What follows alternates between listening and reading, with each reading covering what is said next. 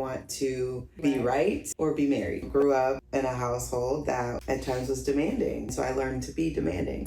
It's faking peace rather than making peace. These are the 4 toxic communication styles. Yeah. All right, good morning, guys. Welcome to the What's That podcast. My name's Jay. And I'm Ray, and we're diving into re-engage today. So this is for all the married couples out there that want to learn how to communicate better with their partners.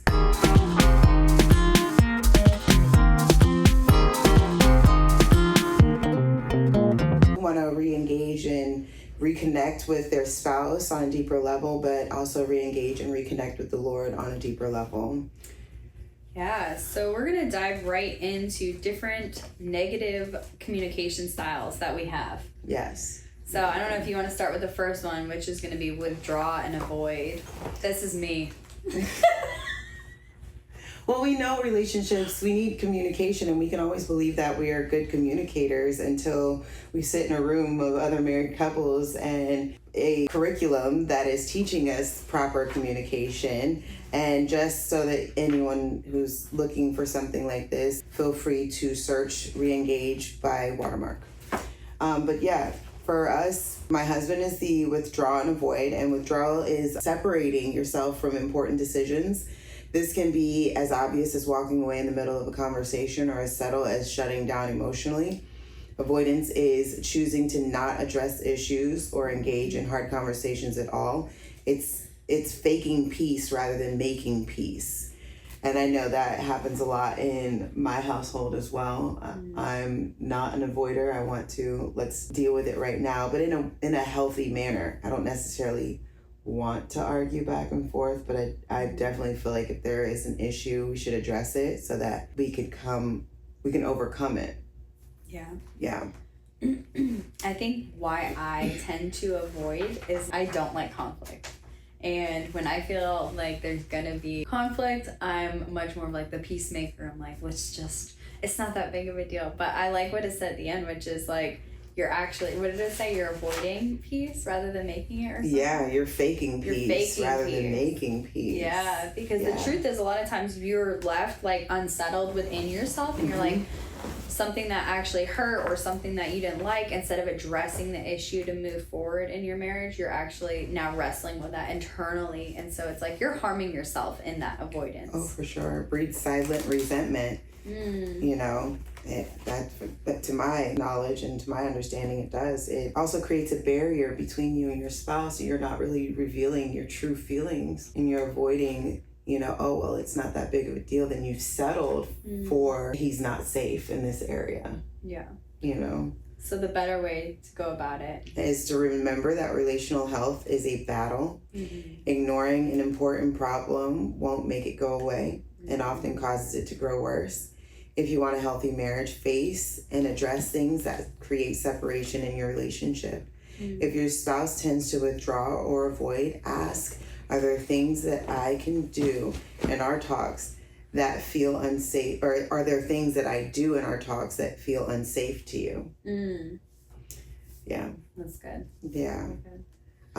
These are the 4 different, if we didn't specify this before, because I know we were excited to dive into this, these are the 4 toxic communication styles. Yeah. And we all have destructive communication patterns that maybe we aren't aware of because we grew up in this way and this is just all we know. Yeah. And it takes time to really flesh that out and really understand our upbringing has shaped us and shaped how we are going to be in marriage. How we're going to receive our partner and how we're going to love our partner is all shaped in how what we watched growing up and what we've experienced throughout life. But it doesn't have to stay that way. Yeah. And that was definitely what I loved about this course and going through it with my husband, is that we learned tools. It wasn't going to just completely radically fix our marriage, but we learned new things about ourselves. And their coin motto is like, for you to stay in your hula hoop. And I was like, but he, no, this made me have to sit with myself. Like, are there things that you are contributing to the destruction of your marriage? So the next one was escalate. To escalate means to increase in intensity. This is me. Get over here. We're going to talk about this now. which is not helpful. Escalation is often an attempt to control and back the other person down. It may be spouses trying to yell louder or talk over each other, or crafty attacks like sarcasm, name-calling, subtle threats, and recalling past failures. In extreme cases, it may be physical attacks. Wow. Yeah. And that's yeah. I got my point across by yelling. I grew up in a household that at times was demanding. And so I learned to be demanding. And I felt controlled, so I learned to control. So yeah, it's not, the Lord has really convicted me of this one. This one was like, okay, all right, Jesus. Do you think it stems from like a lack of control in your childhood? Mm-hmm. Because you were overruled all the time, that you now feel like you have to control? Yeah, for sure. Yeah. For sure. And then fear too. A fear of not being enough, inadequacy and those things. Because fear, it starts with fear. And then you try to control all these things around you. Wow. Because you're afraid of things spiraling out of control and afraid of disappointing the person who is controlling you. Yeah. You know? Yeah. When the reality is like there are things that are completely out of our control. Yeah. That's where the fear and anxiety comes in. It's like we try to control these things that we have no control over. Yeah, control is a fallacy because he's in control of it all.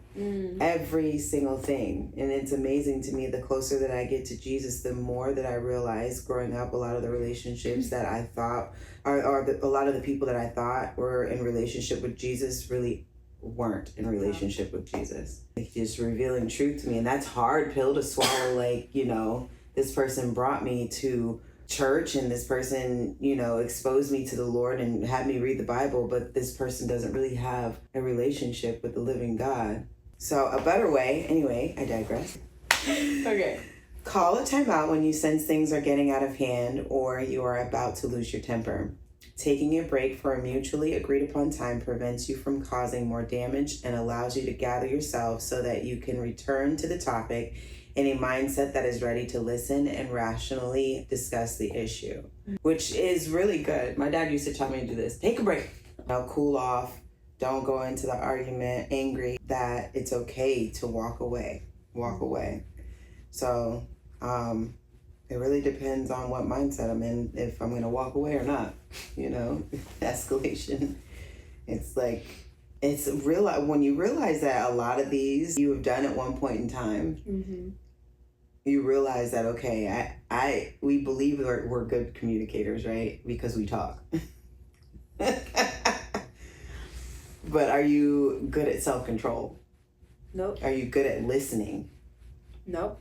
Are you good at listening to understand, even not listening to respond? You know, those are the real questions that we have to ask ourselves, because marriage is challenging. It's rewarding, but it's challenging. I think we heard it on one of the testimonies that God takes two sinful people and puts them together and then allows their sins to collide. And I was like, holy smokes. If that is not the truth. So true. It is so true. My husband and I have such like opposite, we're alike a lot. We're also different in ways where I feel like God has used that kind of pull the other one. It's interesting though. My weaknesses are not his weaknesses. Right. Same. My strengths are not his strengths. So then learning that we can both have different opinions of how something should be handled, but if we look at our strengths, like, is this a part of your strength, and is your opinion different because this is one of your weaknesses? Yeah. My husband's definitely more on the escalation side, and I'm avoidance. So guess what happens when I avoid? He escalates. Yeah. He's like, you're shutting down, and now I'm feeling all the feelings. And yeah. I think it's also just a difference in, I can't remember. I think it's one of the weeks we went through it, and it was also talking about unhealthy attachment patterns or something. Or was that the counselor that came? And that was the counselor. Okay. Or different attachment styles. He's like the anxious. What is it? Yeah, there's an anxious attachment, and then there's I can't remember, but I know that my husband has the anxious attachment style, because when I walk away, it's like, I'm a runner, I'm a track star. Yeah, like, no, you're not. Don't you dare walk away. And I'm like, I'll be back, But I believe that stems from a abandonment in childhood and like a wound Same. that, you know, I know we're not responsible for their wounds, but I do believe that we can love them in such a way that will help them heal those wounds, you know, and vice versa. They can love us in such a way that would help us heal the wounds that we have. And I think that's why God puts us together. He is supposed to be the head and the center of it all. We don't want to idolize our husbands at all. We can love them and love them well by loving Jesus first. And that's what I love, that they definitely centered it around this, but yet still addressing the conditions of us being humans because the Lord knows our condition. So the next one was negatively interpret. I do this too. Yeah. I will hear one thing. My husband used to come home and be like, so what'd you do all day? And in my mind, he just said, you didn't do nothing. You didn't do anything all day, did you? Did you cook dinner? Did you do anything? Like, and that wasn't what he was saying. He was just like asking me in his way, how was my day? Like, wow, what did you do all day? You know? And I did not hear that. So negative interpretation, in so many words, happens when you interpret situations, mannerisms, or words negatively, even when they are not intended to be negative. For example, you may interpret a question as an accusation. Did you wash the dishes? Is received as you probably left the kitchen messy, or you might assign a negative motive to a facial expression, like a confused listener's furrowed brow being received as anger or disapproval. You know what's funny? The way you just read that, like, did you do the dishes? You didn't read it like, did you do the dishes? It was like, did you do the dishes? Negative interpretation. But yeah. Isn't that funny? Yeah. But Because that's how we would have received it, you know? And I feel the same way. I think I automatically get defensive and that, and it's because like that is our job, I think. And maybe I don't know if it's necessarily that it's our job or we view it as it's our job. You know what I'm saying? Because washing the dishes, cleaning, cooking is both partners' jobs, in my opinion. Yes, primarily because I'm a stay-at-home mom, and we are stay-at-home moms that we take that on. But a lot of times, because I viewed it as my job, whenever he said anything about it, I got to defensive because it felt as if he was saying that I wasn't doing my job. Yeah. But in all actuality, he was just asking me a question. Hey, what's for dinner? What do you mean what's for dinner? So I'm just not wifing today, huh? Just like, you just don't love me anymore. you just don't love me, you know? Or I didn't love you well. And the Lord revealed this to me when my babies were little. I have 4 kids and I had a set of twins last one. And when they were really little, I would be like knee deep in laundry. Laundry was the Goliath that I had to continue to slay and still continue to try to slay today. But he met me in laundry like, you know, you're not defined by whether you do this or not. Your kids are not going to remember whether you get all of their clothes perfectly washed and put away. They're going to remember the time that is spent with you. And when I shared that to my husband and said that to him, that I didn't remember my mom too many times sitting with me or having like the capacity to sit with me and play and do these things. Not saying that she never did, but it wasn't something that I was like, oh, I fully remember this. Like it was little bits and pieces because she was always cleaning and doing all the things around the house as if she wasn't going to be loved if it wasn't done. Yeah. And he was like, wow, okay, so I didn't understand that that's how you viewed that. And I do value you being present with our children more than the house being clean.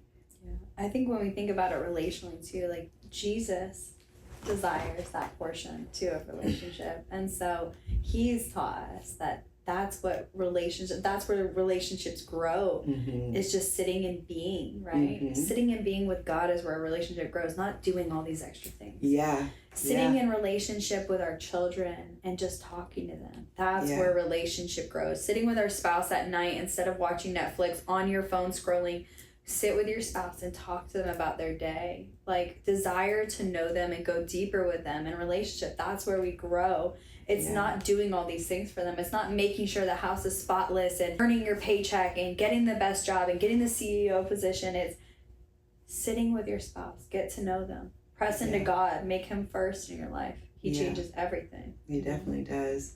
I know he definitely has for me, and I'm sure there's still so much more to grow. 'Cause as faulty human beings, we tend to slide back to old habits, drift. So the last one was one that I saw a lot of the men in the room were like, okay, yeah.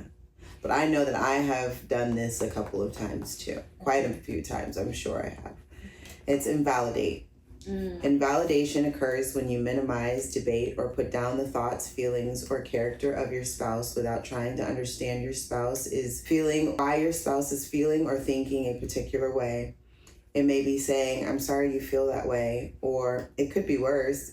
You might even dismiss a point with, that's ridiculous, or how can you even think like that? The better way, the goal of communication is to understand rather than to win. Our previous pastor, Pastor Mark, he said it to me and Jim. He said, do you want to be right or be married? Ooh. And I'm like, I don't get to be both. Pride swelling up. I don't get to be both. No, you don't. You don't. It's okay to be wrong. Yeah. It's okay to not be right. And it's okay to not win. It's okay. Yeah. To understand rather than to win, to be right or defend. So be respectful and acknowledge your spouse's thoughts, feelings, and concerns. Ask why he or she has that perspective. You don't always have to agree, but you do need to do your best to value and understand your spouse's perspective. Yeah, because that's I feel like that's a lot of what we battle, is that feeling invalidated, and that if I'm expressing how I feel because you don't feel that way, that makes it impossible. We have to realize that our spouses are experiencing us in marriage and we're experiencing them. So to just shuck their feelings or invalidate their feelings is invalidating their experience of us. And it's living in la la land. Yeah. They say, I don't ever do that. Yeah. Are you sure? Sure you don't leave your dirty socks on the floor? Because I know I do. It's like, let's be honest with ourselves and come off this, everything you do is awesome, because everything we do is not awesome. Yeah. So I think even knowing in relationship and marriage, there you go. In relationship and marriage, you don't always have to have the same perspective. And there's been times even in my marriage that we don't come to you're right and I'm wrong.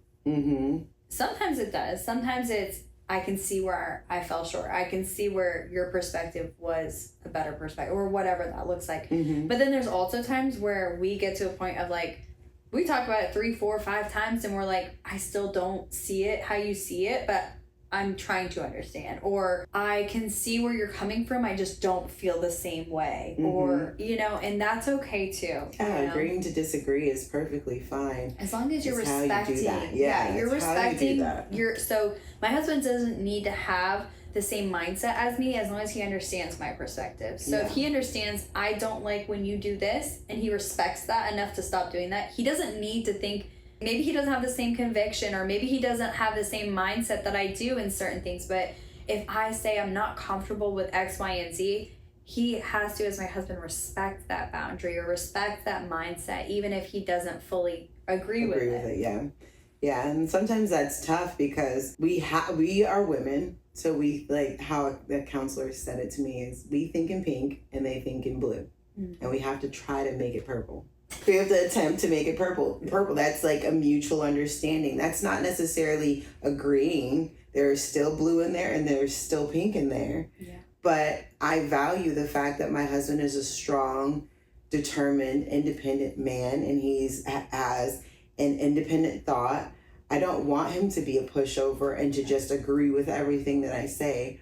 Iron sharpens iron. I want him to have his own thoughts and his own relationship with the Lord, and to say, hey, what you're doing is destructive and it's not good for you. But I first had to have the mindset that he's not my opponent. Yeah. We're on the same team. Yeah. Even if what he says I don't like, he still has the best interest for me and our family. Something the Lord's been teaching me too is that a lot of this stems to not just trusting our spouse, but trusting God. Mm-hmm. Because if Christ is in them, right? If the Yeah. Holy Spirit's dwelling in them, then we need to trust God that Yeah. He's going to do the work that we Yeah. can't do. Yeah. The things we can't control, He That's good. can. So pray for those things, you know, pray for Yeah. a shift in perspective, or even for yourself, because it could be you. Sometimes we like to, like you said earlier, point the finger, but when we stay in our lane, we stay in our hula hoop, we say, God, would you open my eyes to see this fully? Or would you, you know, help me through the season to... Yeah, give me wisdom and understanding.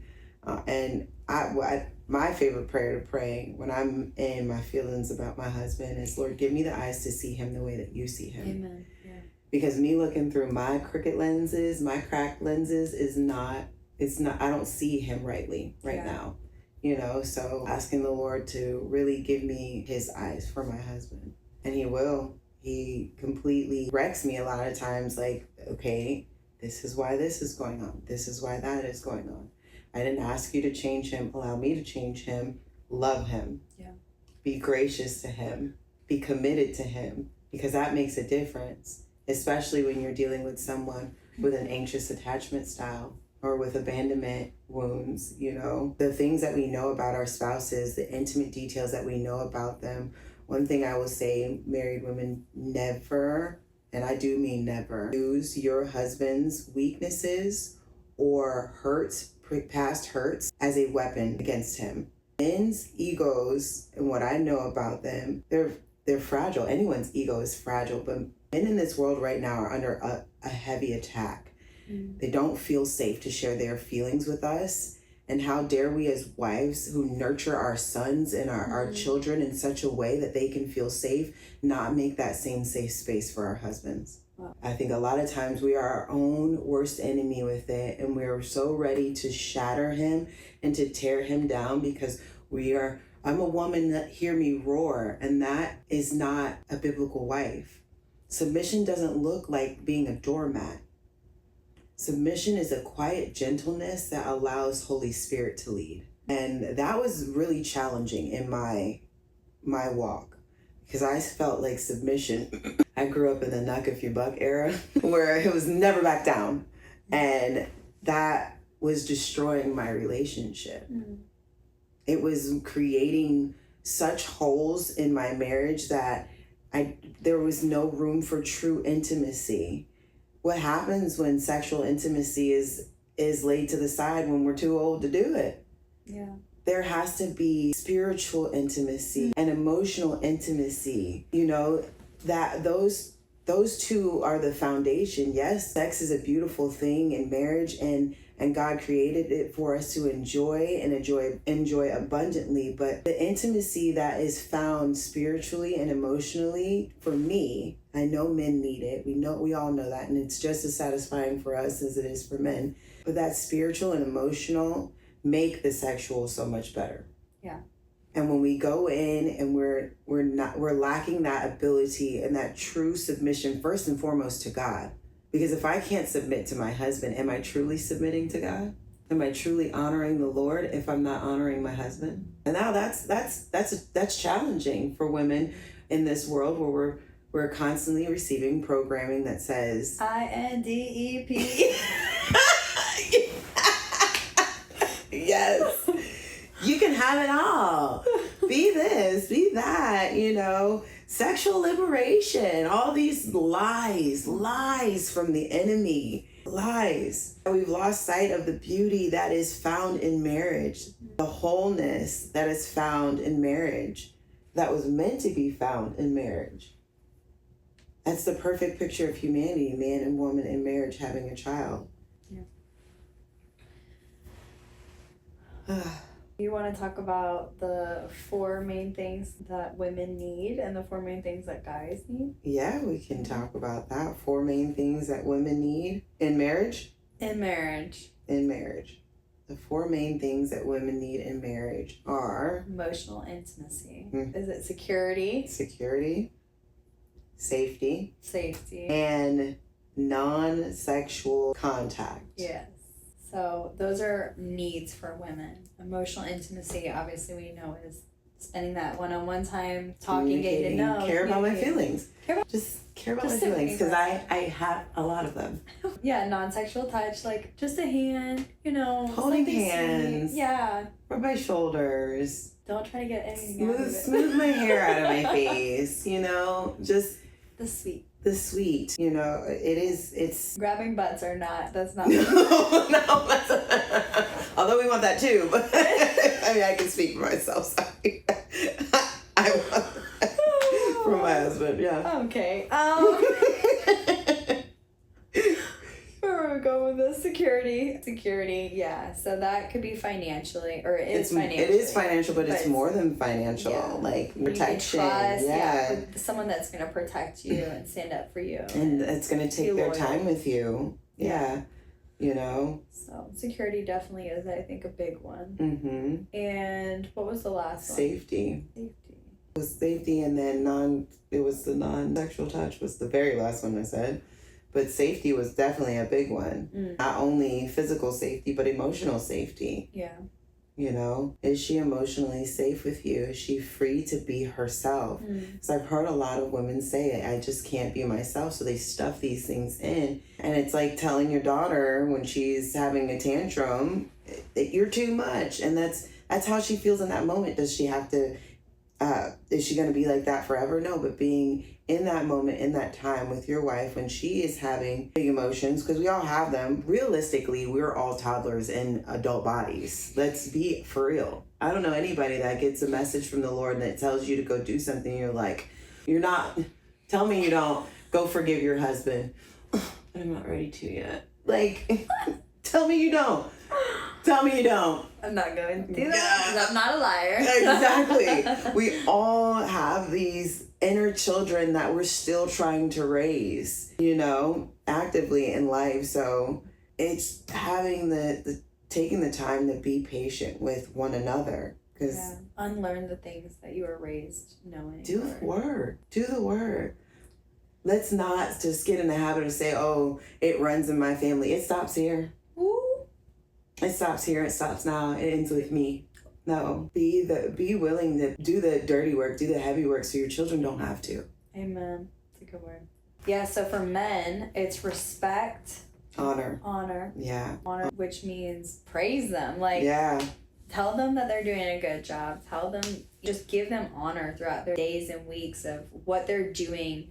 Recognize that. Mhm. Recognize that. So, and also, like, God talks about, like, our words as women are so powerful. So powerful. And we have the power to speak into a man's life. Yeah. And- Call out the king in him. Yeah, and see Call out something the that they kingdom don't even citizen see. in Like, him. we have that ability to truly, like, speak into those things. Like, Yeah. I believe you can do this. Yeah. And they believe it because we believe it. Yes. And really believe in your husband. Yeah. You know? Don't say it just to blow smoke in his tail. Be genuine in what you say to him. Yeah. You know, that admiration of him and how he provides for your family and takes care of things. Sometimes I think we lose sight of those things as women, of all that they do and go through, and have these high expectations for them, yet do not come alongside them. We read in Genesis 1 that he was called Adam's helpmate, his Etzer Kenegdo, right? Something like that. Yeah. Which we found out in the Hebrew, actually, yes, it's helpmate, but it's the helper that opposes, like two beams that are fit together perfectly but hold each other up. It's the same word they use for the Holy Spirit. So be that person that's willing to push him, push against, like, yes, you can do this. You are meant to do this, and just mean it. Mm. It's not just say it, just mean it. Yep. So the next one is friendship. Is that what they use? I think it's friendship. They use different words for it, like companionship. Mm-hmm. But guys really want and desire somebody that they can do things with. Yeah. And so find common interests within your marriage, things that you can do with your spouse. So maybe you both like to go bowling. Maybe you both like to, I don't know, play tennis. Maybe you both... I mean, I tried new things. I'm not a sports outdoorsy girl. No, that was never me. I love music, AC, a good book. I never wanted to be outside, but I tried things. And my husband knew he knows I'm simple. If I have a cute outfit, I'm down. Like, so I tried golfing, and he bought me golf clubs and a cute outfit to go golfing in. And I will go out there and try golfing with him. Can I golf? Absolutely not. Absolutely. I'm terrible. But I still enjoy to go. We go, Yeah. just the time that we spend together. It's many hours on the golf course, just he and I, and he's teaching me something new and encouraging me. So it fills my love tank, because I have words of affirmation. So he's like, you got it, you go girl, you know, bigging me up. So find your common interest. Maybe you guys are foodies, or maybe you love to travel. It doesn't have to be something like so radical. You don't have to both be like skydivers or anything like that. no, but just find fun try. things to do together, and Right. that companionship is something that will fill both of your love tanks. Also, men desire or need sex. They need sex. They need it. They need it. Who would have known? All of us. All the women say amen. But yeah, when you realize that's actually a need for a man, women, like we said, it's more emotional intimacy that we desire. Mhm. Men actually need sex. That's what fills their love tank. It's what I think our old pastor used to talk about this, and he talked about it as a place where he could go and just like everything that had been weighing on him throughout the day, it felt like it all escaped when he was like with his wife. So I don't think we really think about the value of that, and we kind of dim down what sex actually is, and the beauty and the glory that we're bringing through that, and there's power in that. So don't abstain from those things with your husband. Wait till marriage, because it's beautiful within God's covenant, within his hand upon it. But also when you're in there, it's really easy for the enemy to try to distract and pull you away, whether it's kids or busyness or you're tired, whatever it is you make an excuse for. Set yourself up for success and make it a point to be available for your spouse. Yeah, absolutely. And it's an area for us to find release as well. Yeah. When we turn our got tos into get tos. Because when we were single, Yeah. That's all you want to do. right, but now you're married. You're like, but sleeping. Right, it's like, come on now. It's not fair for us to withhold it for any reason. It would be like him saying, well, I'm not going to love her until she respects me. And I've done it before, and the Lord definitely convicted me of that with this very worldly saying of men have sex when they can, when women have sex when they want to. Because we are in control of it. Yeah, and I think we get into these cycles sometimes in marriage where if our emotional needs aren't being met, we stop meeting their physical needs.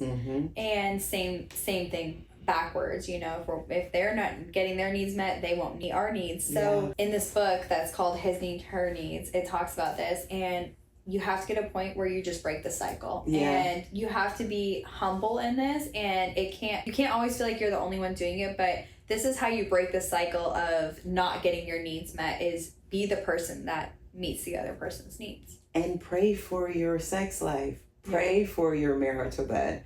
I think a lot of times we're like, oh, God doesn't want to know about my sex. He created it.